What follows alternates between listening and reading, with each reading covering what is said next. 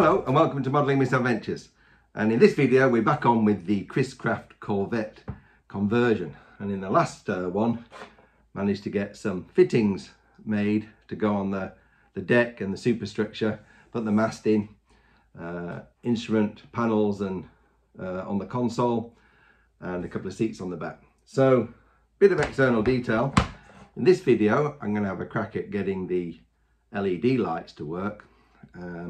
And there's a few more little exterior details before it's finished, but hopefully by the end of this we'll be done. Right, first up is trying to get the electric sorted out. So got my station set up for soldering and wiring. So I'm going to start in here. These are the wires that go to the spotlight on the front, and I bought this thing here. This thing is supposed to enable me to turn that light on and off using a switch on my transmitter. Well, we'll see how that works out. So this is just a test setup. So in here I've got the receiver controlled switch coming to here, and then I've connected up this little servo junction to just some crocodile clips going to that front light. And then on the transmitter got this switch here, channel 3, and you have to press it twice, not once, but if I press that twice the light comes on. If I press it twice again it goes off. Success! Now I've got quite a bit of work to do on the roof of this cabin. I've got some LEDs poking through. I'm going to try and put some cabin lighting in, and it's all going to be wired up in parallel. Right, I've routed my 2 wires underneath this cabin roof. Just tack them down with some hot glue, and I've stripped off some of the insulation here for connecting up the LEDs. Now I just got to connect up a resistor to each of these LEDs. I'm just going to solder that on there.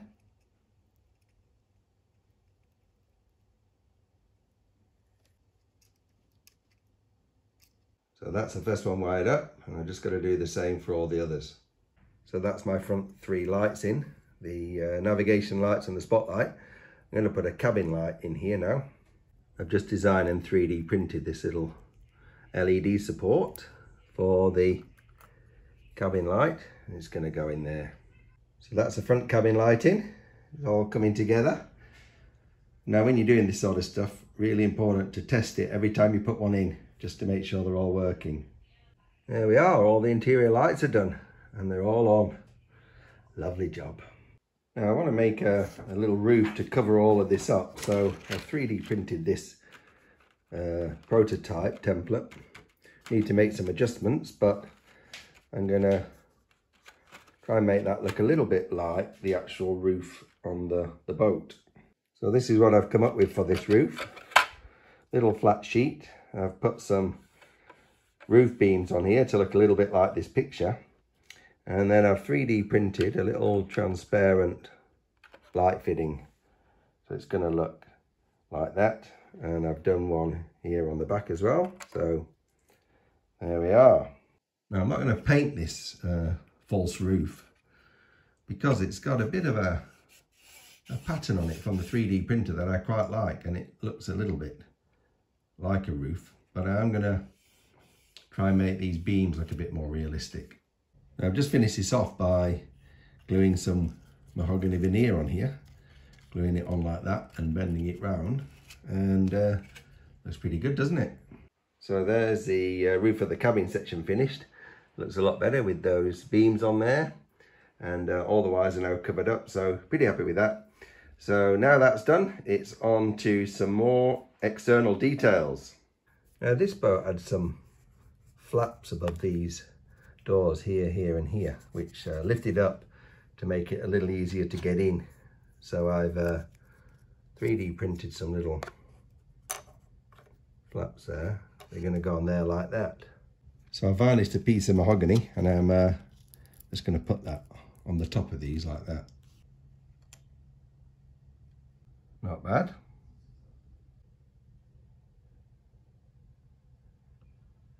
Now I just want to finish off these windows with some blinds and curtains. I've 3D printed these, which are going to be the blinds, and going to try and make some curtains out of this material.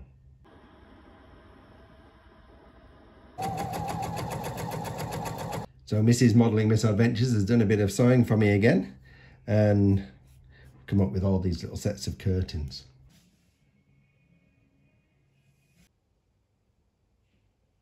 Now, one of the features I really wanted to add to this boat was the Chris Craft logo that you can see in these pictures here. Very stylish little sign. So I turned to my Cricut design space and imported it into there, and had a go at printing them on some vinyl.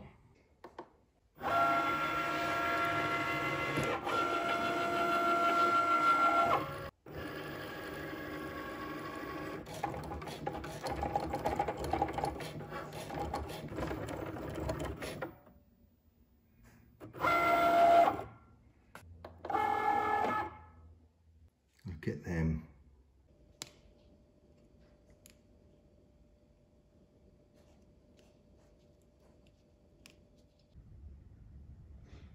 Let's see how this looks.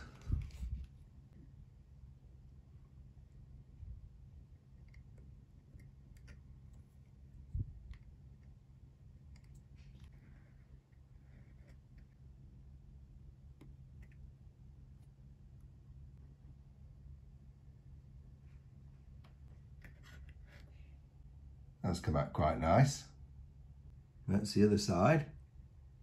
I'm happy with them. Now, one of the things I've seen in all the pictures I can find online of a Chris Craft Corvette is that they all have a name on the back in gold writing, as you can see in these pictures here. Now, I wanted to come up with a name for my boat, and I've decided that I'm going to put the name Marina on the back. Now, there's three reasons for this. One is Marina sounds a little bit nautical. Second, at the same time I was making this boat, I've been working on my Marina van, which I used to own. And thirdly, it reminded me of the female character in the Jerry Anderson puppet show Stingray, where Marina was an aquatic lady who could actually breathe underwater. So that's it, decided it's going to be Marina. Now, I designed this sign in PowerPoint just using the text feature, and I've imported it into the Cricut design space, as you can see here, and printed it out in gold vinyl. So now I'm going to try sticking that on the back. Right, let's put this on.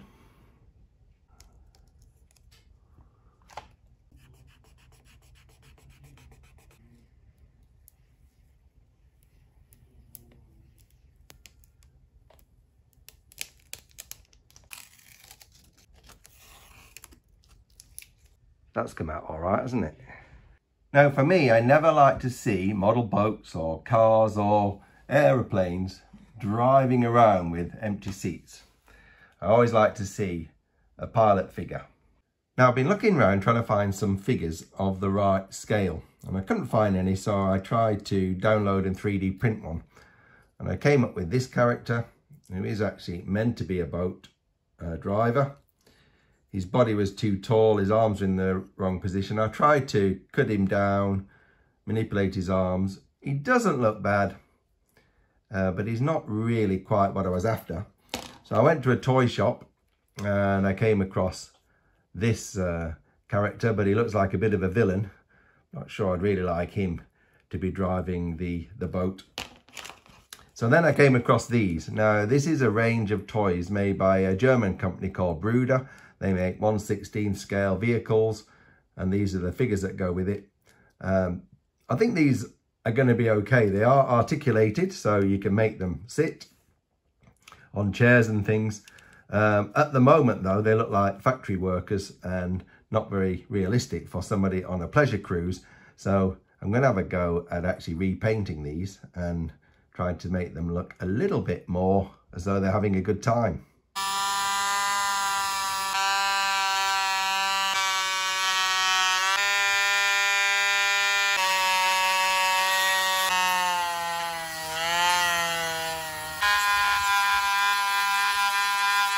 So a bit of body sculpting, a bit rough at the moment. Had a bit of an accident, caught her face with the rotary tool. Needs a bit of plastic surgery.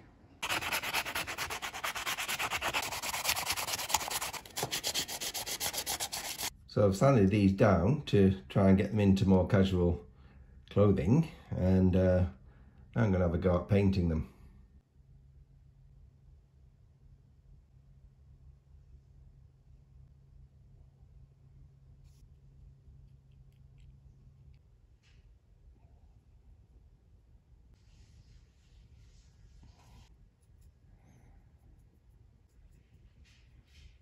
So they're looking a bit better, but not happy with the colours here. The skin looks too orange, and so is the bathing suit. So I'm gonna have another go with some lighter colours. So I've redone this using these artist paints. Got a couple here for skin tone, this crimson here for the swimsuit, and I think the end result looks a lot better. So I'm gonna stick with that. So I'm gonna have a go now at putting some hair on this and see what that turns out like. So I've got my Elsa doll out, and going to try putting some of this blonde hair on the figure. It's looking a bit wild at the moment, but I think with a bit of hairdressing she might end up looking okay.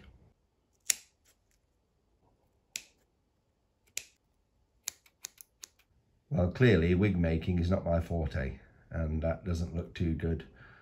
I think I'm going to do a bit of research on YouTube and see if I can find a better way. So, new technique that I've just learned.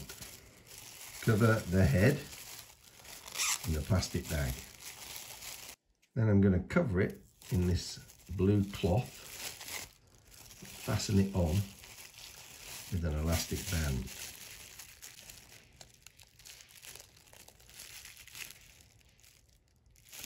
Then I'm going to coat this cloth in 3 coats of white glue.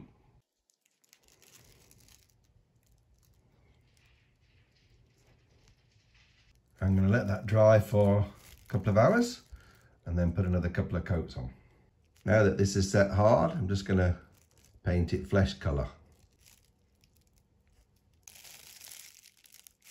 Right, let's see what this looks like when it comes off. It's supposed to be a wig cap.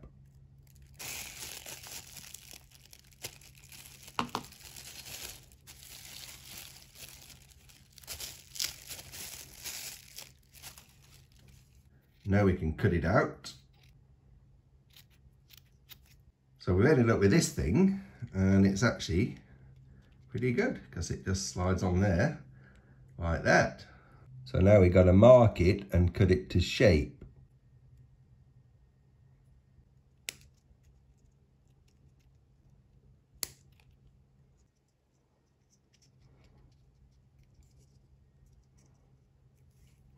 Look at that. Now, totally different strategy for dealing with this. Before I was just trying to glue this onto the figure's head. Now we're going to cut some little lengths of hair and put some white glue on the end and stick them together into some little pre-made strands like that. So I've made all these strands, and the next step is to glue them onto the wig cap.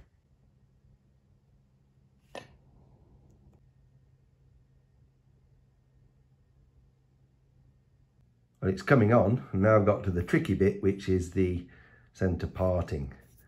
And so to do that, I'm gluing the hairs on that way, and then I'm going to try and fold them back over and see if it works out. So this is how it's turned out. It's still a bit flyaway, but I'm going to try and fasten it down like that and see if it'll lay a bit flatter. I think I'm getting there with this. I've cut it back, steam ironed it, put some hairspray on, and now I've covered it in cling wrap, and I'm hoping when I take that off it'll look like that. Well, there she is. That's as good as I can get it. But I think if you look at these before and after pictures, I hope you'll agree it was worth the effort.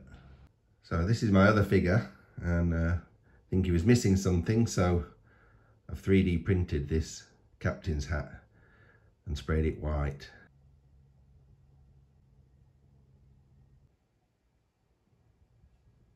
Ahoy, Captain! And now the only thing left to do is to put the figures in.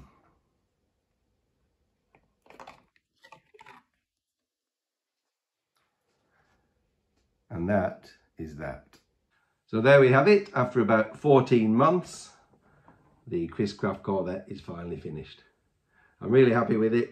It's been a bit of a mammoth task trying to convert this from the Aeronaut Victoria, but I actually like the look of it much better than what the Victoria was going to look like.